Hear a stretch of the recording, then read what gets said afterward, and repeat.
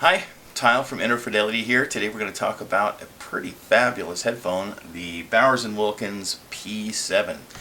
The B&W P7 is a full-size circumaural headphone that's sealed, so it provides you some isolation from the outside world, and is intended for use with mobile devices, iPads and phones and smartphones and things like that. But it also is a worthy headphone for home. The build construction is absolutely fabulous. This is a very, very good looking headphone. Real leather, chrome, polished stainless steel pieces, aluminum on the outside of the ear capsule here, leather on the outside of the ear capsule here, leather pads. This is a sumptuous headphone. Smells great. Really the type of product that the gentleman who has everything will enjoy a great deal. The comfort of the headphone is good, but not great.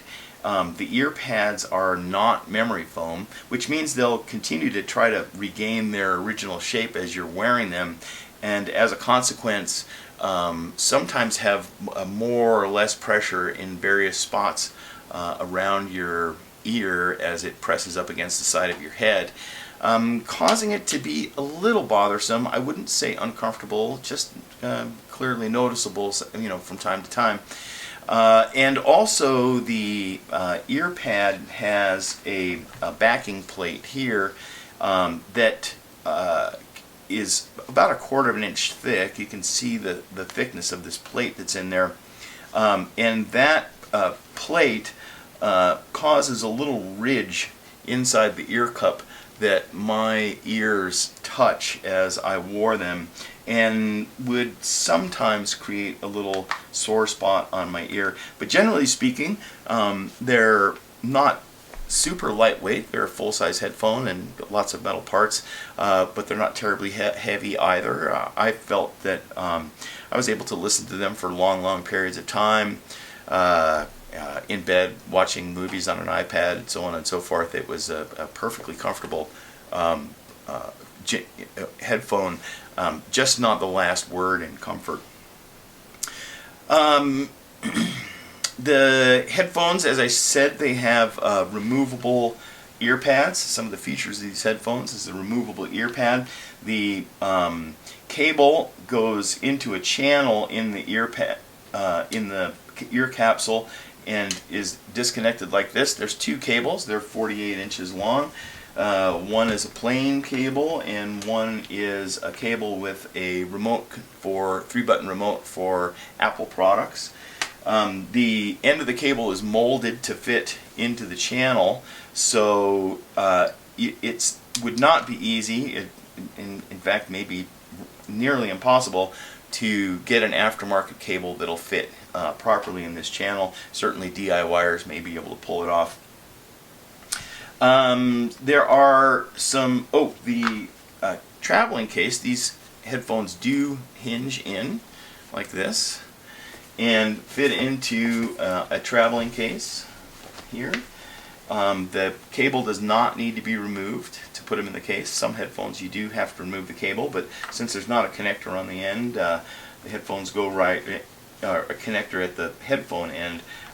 There's nothing to get in the way, and the case magnetically shuts. It is rather thick, so it doesn't easily slip into a briefcase or desk drawer. It's about 3 inches thick here, and so if you need something that's much thinner and much more convenient for packing, you may want to go with something like the B&W P5, which the headphones rotate flat and ends up being quite a thin package when it's in the case. Some interesting technological innovations that B&W have done for this headphone. For starters, ear pads make a lot of difference to sound quality, and B&W has done something very interesting. As I pointed out, this base plate for the ear cushion actually has some vents in it, and there's an acoustic space inside this ear pad plate assembly that acts to do some tuning between 3 and 5 kilohertz It was it really did some good stuff on the measurements, certainly.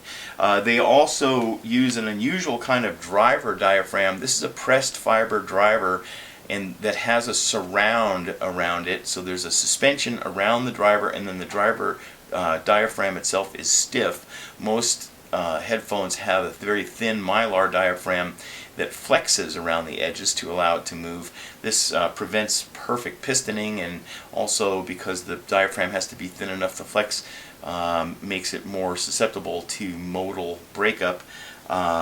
It seems to me that they did a great job on this driver, and we'll get to that in a minute with the sound quality of these headphones. Let's see, the sound quality of these headphones is quite good. Overall, I'd say the character of these headphones is a sort of a happy EQ, which means they have an elevated bass and an elevated treble and a somewhat withdrawn mid-range. I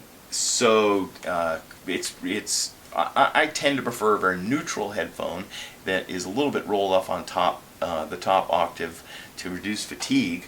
But I found myself actually liking the sound of these headphones quite a bit, even though it's not really playing to my taste.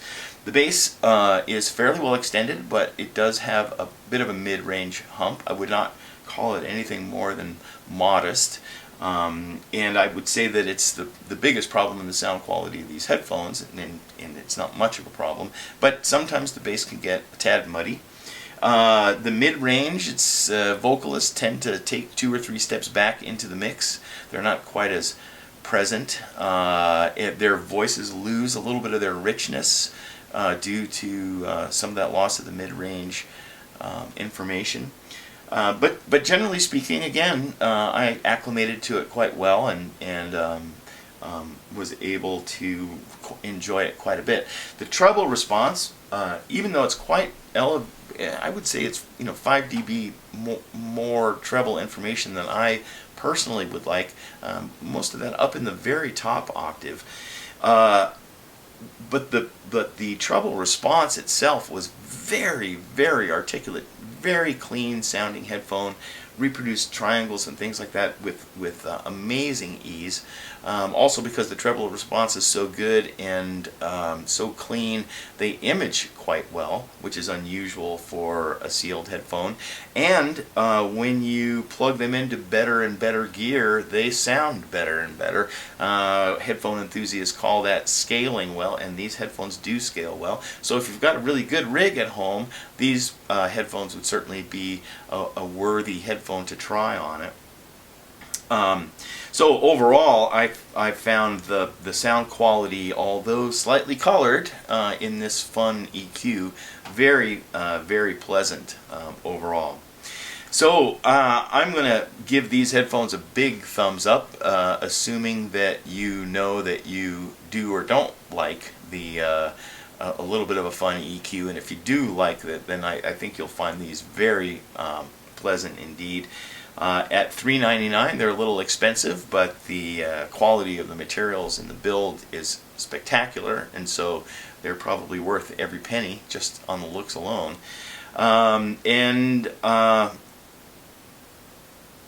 I hope you get a chance to hear some of these real soon, because especially the treble response is quite an eye-opener.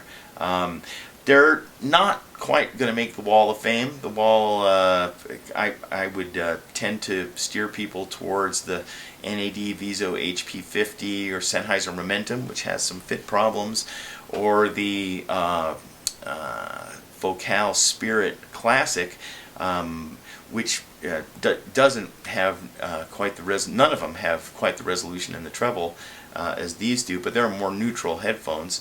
But if you like a fun, little bit of an exciting sound, these are absolutely terrific. So not going to make the Wall of Fame because they're just a little too far away from neutral for me to be able to do it in good conscience, but I will certainly give them a Stuff We Like badge, and recommend them to folks who are of a mind to buy really high quality, good looking stuff and want to enjoy some really terrific and fun, exciting sound. So I hope you get a chance to have a listen to these P7s sometime soon, and I'll see you next time.